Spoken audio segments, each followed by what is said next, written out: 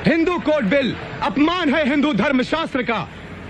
यह एक बहुत बड़ा कलंक है। नहीं, कभी नहीं। हम खून बहा देंगे। एक गवार, ग्लेच और अछूत उन नियमों का भंग कर रहा है जो सदियों पहले भगवान श्री कृष्ण, भगवान मनु, भगवद गीता और उपनिषदों ने तय किए थे। अंबेडकर, अंबेडकर। जो हिंदू कोड बिल था, Hindu code bill uniform civil code का एक बड़ा हिस्सा था जो हिंदू समाज के बारे में था। उसको 4 कानूनों के रूप में नेहरू जी ने पारित करवाया, जिसमें से एक हिंदू मैरिज एक्ट है, एक हिंदू सक्सेशन एक्ट है। और यदि आज हिंदू समाज की महिलाओं को वो सारे अधिकार मिल पाए हैं जो हिंदू पुरुषों को मिलते हैं, तो उसके पीछे जिम्मेदार सबसे बड़ा यदि कोई व्यक्ति है तो वो डॉक्टर अंबेडकर है। इसलिए भारत की महिलाओं को, और किसी भी समाज हो, हिंदू समाज हो, मुस्लिम समाज हो, कोई भी समाज, यदि उस समाज की महिलाओं के साथ बराबरी नहीं है तो राज्य की जिम्मेदारी बनती है कि वो कानून बनाकर बराबरी लाए। और ये विचार मुख्य रूप से अंबेडकर जी का ही था, जिसकी वजह से आज हम यहाँ खड़े हैं। भारत का संविधान लिखने वाले डॉक्टर भीमराव अंबेडकर जब औरतों को बराबरी दिलाने के लिए हिंदू कोड बिल संसद में लाए तो पूरा देश हिल गया। यह कोई साधारण कानून नहीं था। यह सदियों की गुलामी, धार्मिक बेड़ियां और मर्दानगी के अहंकार को तोड़ने वाला धमाका था। लेकिन जैसे ही यह सच सामने आया, वैसे ही असली दुश्मनों के चेहरे भी सामने आ गए। जनसंघ, हिंदू महासभा, आरएसएस और कांग्रेस के भीतर छिपे जातिवादी नेताओं ने खुलकर इसका जहर उगला। संसद से लेकर सड़कों तक डॉक्टर अंबेडकर के खिलाफ मुहिम छेड़ी गई। दिल्ली के रामलीला मैदान में नेहरू और अंबेडकर दोनों के पुतले जलाए गए। सोचिए, सिर्फ इसलिए कि एक दलित पुरुष ने औरतों को इंसान मानने की हिम्मत दिखाई थी। हिंदू कोड बिल को रोकना सिर्फ एक कानून को गिराना नहीं था, यह उन करोड़ों औरतों की आवाज दबाना था जो सदियों से आंसुओं और जुल्म में डूबी थीं। सवाल यह है, आखिर इस देश के दुश्मन कौन थे? वो जिन्होंने महिलाओं को बराबरी देने की लड़ाई लड़ी, या वो जिन्होंने उन्हें सदा के लिए गुलाम बनाए रखने की कसम खा रखी थी? आजादी का सपना पूरा हो चुका था, लेकिन औरतों की जिंदगी में आजादी नाम की कोई चीज नहीं थी। घर में पैदा हुई बेटी को यह सिखाया जाता कि वह पिता की इज्जत है, शादी होते ही पति की संपत्ति है और विधवा होते ही समाज का बोझ। उसकी जिंदगी उसके अपने फैसलों से नहीं, बल्कि धार्मिक किताबों और पितृसत्ता के ठेकेदारों के फैसलों से चलती थी। यही वह माहौल था जिसमें डॉक्टर भीमराव अंबेडकर ने हिंदू कोड बिल का सपना देखा। एक ऐसा कानून जो औरत को सिर्फ मां, बहन या पत्नी नहीं, बल्कि एक इंसान का दर्जा देता। लेकिन जैसे ही यह सपना संसद के सामने आया, वैसे ही देश के असली चेहरे सामने आने लगे।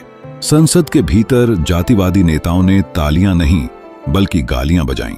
सड़क पर नारे नहीं, बल्कि अंबेडकर के पुतले जलाए गए। औरतों को बराबरी देना इन लोगों को नागवार क्यों गुजरा? क्योंकि अगर औरत को बराबरी मिल जाती तो सदियों से चली आ रही पुरुष श्रेष्ठता की नींव हिल जाती। क्योंकि अगर औरत अपने हक की मालिक बन जाती तो घर, परिवार और समाज पर मर्द का एकाधिकार टूट जाता। यही वजह थी कि जनसंघ, हिंदू महासभा, आरएसएस और कांग्रेस के भीतर बैठे स्वार्थी नेताओं ने मिलकर इस बिल को रोकने की साजिश रची। यह सिर्फ एक बिल का विरोध नहीं था, ये औरतों की इज्जत, उनके आंसुओं और उनके अधिकारों पर प्रहार था। अंबेडकर ने बार बार संसद में दलील दी कि अगर महिलाएं बराबरी की हिस्सेदार नहीं होंगी तो लोकतंत्र अधूरा रहेगा। लेकिन विरोधियों को लोकतंत्र से ज्यादा अपनी सत्ता प्यारी थी। यह लड़ाई सिर्फ कानून की नहीं थी, यह लड़ाई इंसाफ और अन्याय की थी। और अंबेडकर अकेले खड़े थे उस भीड़ के सामने जो हर हाल में औरत को गुलाम बनाए रखना चाहती थी। जब डॉक्टर भीमराव अंबेडकर ने हिंदू कोड बिल के जरिए औरतों को बराबरी दिलाने की कोशिश की, तो यह सिर्फ संसद तक की बहस नहीं थी, बल्कि यह हर गली, हर मोहल्ले और हर गांव में उठने वाली भूचाल जैसी थी। सदियों से दबाई गई औरतें पहली बार यह सुन रही थीं कि उन्हें भी संपत्ति में हक मिल सकता है, वे भी तलाक लेकर अपनी नई जिंदगी शुरू कर सकती हैं, वे भी पति के अत्याचार के खिलाफ खड़ी हो सकती हैं।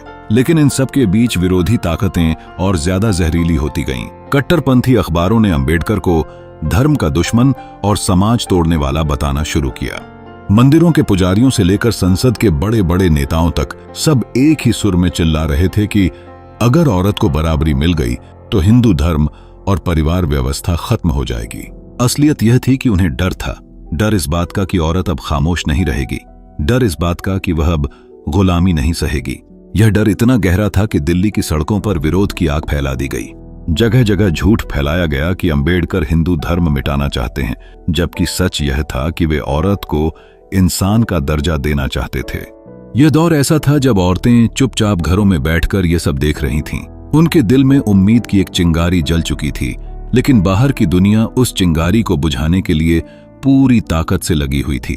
अंबेडकर जानते थे कि यह लड़ाई आसान नहीं है, मगर उनकी नजर सिर्फ उस भविष्य पर थी जिसमें औरत झुकी हुई नहीं बल्कि सिर उठाकर खड़ी होगी। साल 1949 से 1951 का वह समय भारतीय संसद के इतिहास का सबसे उथल पुथल भरा दौर था। हिंदू कोड बिल जब चर्चा के लिए आया तो डॉक्टर अंबेडकर ने उम्मीद की थी कि देश के नेता और समाज सुधारक इस पर गंभीरता से बहस करेंगे, लेकिन हुआ इसका बिल्कुल उल्टा। संसद के भीतर कट्टरपंथी नेताओं ने इस बिल को हिंदू धर्म पर हमला कहकर खारिज करने की पूरी कोशिश की। मंच से लेकर प्रेस तक बाबा साहेब को गालियां दी गईं, उनका मजाक उड़ाया गया। इतना ही नहीं, जनसंघ और हिंदू महासभा जैसे संगठनों ने खुलेआम लोगों को भड़काना शुरू कर दिया। जगह जगह भाषण दिए गए कि यह कानून हिंदू समाज को तोड़ देगा और औरत को घर से बाहर कर देगा। विरोध इतना बढ़ा कि संसद के बाहर भीड़ इकट्ठी होने लगी। दिल्ली की गलियों में नारे गूंजने लगे, अंबेडकर मुर्दाबाद, हिंदू धर्म बचाओ। यहां तक कि डॉक्टर अंबेडकर और नेहरू के पुतले तक जलाए गए। सोचिए, एक दलित इंसान जो समाज की आधी आबादी यानी महिलाओं को बराबरी का हक देने की कोशिश कर रहा था, उसके खिलाफ जहर इस हद तक फैलाया गया कि उसे देशद्रोही तक कहा गया। लेकिन असली सवाल यह था कि क्यों इतने लोग इस बिल से डर रहे थे। जवाब साफ था, क्योंकि यह बिल सदियों से औरतों पर थोपे गए सामंती और धार्मिक जाल को काटने वाला था। यह वह चाबी थी जो पितृसत्ता के ताले को तोड़ सकती थी। विरोधियों को पता था कि अगर यह पास हो गया तो उनका वर्चस्व, उनका झूठा सम्मान और उनकी सत्ता हमेशा के लिए ढह जाएगी। मगर अंबेडकर ने हार नहीं मानी। उन्होंने संसद में पूरे आत्मविश्वास से खड़े होकर कहा, अगर यह बिल पास नहीं होगा तो भारत का लोकतंत्र अधूरा रहेगा। यह बयान देश के इतिहास की सबसे क्रांतिकारी आवाजों में से एक बन गया। संसद के भीतर चल रही इस आग का असर सीधे उस समाज पर पड़ा जहां सदियों से औरतें घुट घुट कर जी रही थीं। सोचिए, एक औरत जिसने अपना पूरा जीवन सिर्फ दूसरों के आदेश मानते मानते बिता दिया, उसे अपने घर की जमीन तक पर हक नहीं था। वह अपने बच्चों के भविष्य का फैसला तक नहीं कर सकती थी। शादी के बाद अगर पति उसे छोड़ दे तो वह सड़कों पर आ जाती, क्योंकि उसके पास न तो संपत्ति का अधिकार था और न ही कोई कानूनी सुरक्षा। ऐसे समय में जब बाबा साहेब अंबेडकर हिंदू कोड बिल लेकर आए तो यह उन महिलाओं के लिए उम्मीद की पहली किरण थी। लेकिन विरोधियों ने इसे बुझाने की पूरी कोशिश की। वे संसद में चिल्ला रहे थे, यह हिंदू संस्कृति के खिलाफ है। औरत का असली स्थान सिर्फ रसोई है। जरा सोचिए, वो कौन लोग थे जो कहते थे कि औरत को बराबरी देना धर्म के खिलाफ है। ये वही लोग थे जिनकी सत्ता और ताकत औरत की गुलामी पर टिकी हुई थी। लेकिन अंबेडकर ने हार नहीं मानी। उन्होंने कहा, अगर औरत को इंसान नहीं माना जाएगा तो लोकतंत्र सिर्फ कागज पर रहेगा, जमीनी हकीकत में नहीं। यह शब्द संसद की दीवारों में गूंज गए। उस वक्त लाखों औरतों ने चुपचाप रेडियो पर यह खबरें सुनी और उनकी आंखों से आंसू बह निकले, क्योंकि पहली बार किसी ने उनकी पीड़ा को संसद में आवाज दी थी। लेकिन दूसरी ओर अंबेडकर के विरोधियों ने यह झूठ फैलाना शुरू कर दिया कि यह बिल हिंदू धर्म को खत्म कर देगा। उन्होंने कहा कि अगर औरतों को बराबरी मिली तो घर परिवार टूट जाएगा, जबकि असलियत यह थी कि वे अपने सामंती वर्चस्व के ढहने से डर रहे थे। यही वह पल था जब सच्चाई और झूठ की लड़ाई खुलकर सामने आ गई। एक तरफ अंधविश्वास और पितृसत्ता और दूसरी तरफ इंसाफ और बराबरी की मांग। जनता के बीच सस्पेंस यही था कि क्या इस बार सदियों से दबाई गई आवाजें सुनी जाएंगी या फिर एक बार फिर से सत्ता और धर्म की दीवारों में कुचल दी जाएंगी। इस पूरे घटनाक्रम ने यह साफ कर दिया कि हिंदू कोड बिल सिर्फ एक कानून नहीं बल्कि भारतीय समाज की आत्मा की लड़ाई था। यह तय करता था कि आने वाली पीढ़ियां गुलामी में जिएंगी या बराबरी के हक के साथ सिर ऊंचा उठाकर चलेंगी। उस दौर की तस्वीर सोचकर देखिए, गांव की मिट्टी के घर में बैठी एक औरत जिसने बचपन से यही सुना कि तू पराया धन है, तेरी किस्मत तेरे पति और ससुराल के हाथों में है। नींद शादी के बाद उसके जीवन का हर फैसला दूसरों ने लिया और अगर पति की मौत हो गई तो उसे सफेद कपड़ों में जिंदगी काटनी पड़ती थी। वह अपने ही बच्चों की संपत्ति पर भी हक नहीं जता सकती थी। ऐसे समय में हिंदू कोड बिल उस औरत के लिए जीवन का सहारा था, लेकिन संसद में बैठे तथाकथित धर्म रक्षक इसे रोकने पर तुले थे। सोचिए, संसद की बहस में जब अंबेडकर गूंजती आवाज में कहते थे, औरत को अधिकार देना हिंदू धर्म को कमजोर करना नहीं बल्कि उसे मजबूत करना है, तब विरोधी नेताओं की आंखों में नफरत की आग भड़क उठती थी। वे चिल्लाते थे, अगर औरतों को बराबरी मिली तो समाज टूट जाएगा, परिवार खत्म हो जाएगा, और यही झूठ लोगों में फैलाया गया। लेकिन सच्चाई यह थी कि जिस समाज की नींव ही औरत की गुलामी पर रखी गई हो, वहां बराबरी का अधिकार, सत्ता और वर्चस्व पर सीधा हमला था। आम आदमी इस बहस को सुनकर उलझन में था। क्या सच में बराबरी से परिवार टूटेगा या फिर यह वो बदलाव है जिसकी सदियों से आस थी? गांव-गांव, शहर-शहर यही सवाल गूंज रहा था। औरतें चुप थीं, लेकिन उनकी आंखों में उम्मीद थी, जैसे सदियों से बंद दरवाजे पर पहली बार दस्तक सुनाई दी हो। लेकिन संसद के बाहर कट्टरपंथी ताकतें और अंधभक्त गालियां दे रहे थे, नारे लगा रहे थे। अंबेडकर हिंदू धर्म के दुश्मन हैं। दिल्ली की गलियों में पुतले जलाए गए, मंचों से जहर उगला गया। हर दिन माहौल और ज्यादा खतरनाक हो रहा था। सवाल यह था, क्या सच जनता तक पहुंचेगा या विरोधियों का झूठ एक बार फिर इंसाफ को कुचल देगा? इस सस्पेंस ने पूरे देश को जकड़ लिया था। यह सिर्फ कानून की लड़ाई नहीं रही, बल्कि ये आम औरत की रोटी, इज्जत और भविष्य की लड़ाई बन चुकी थी। हिंदू कोड बिल पर हो रहे लगातार विरोध, गालियां और साजिशें डॉक्टर अंबेडकर के दिल को तोड़ रही थीं।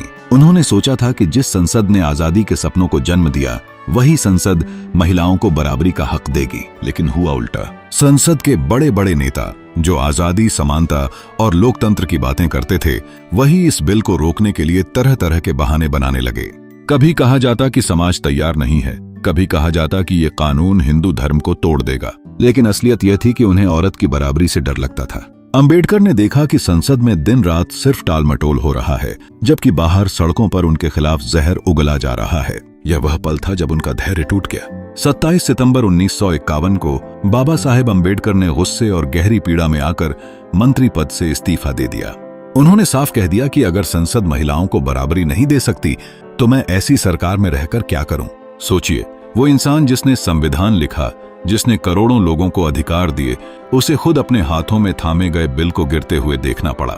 यह सिर्फ इस्तीफा नहीं था, यह उन सभी महिलाओं के सपनों का टूटना था जो अंबेडकर की ओर उम्मीद से देख रही थीं। लेकिन यह इस्तीफा एक चेतावनी भी था, एक आग का शोला, जिसने देश को याद दिलाया कि महिलाओं की बराबरी को दबाकर हमेशा के लिए शांत नहीं किया जा सकता।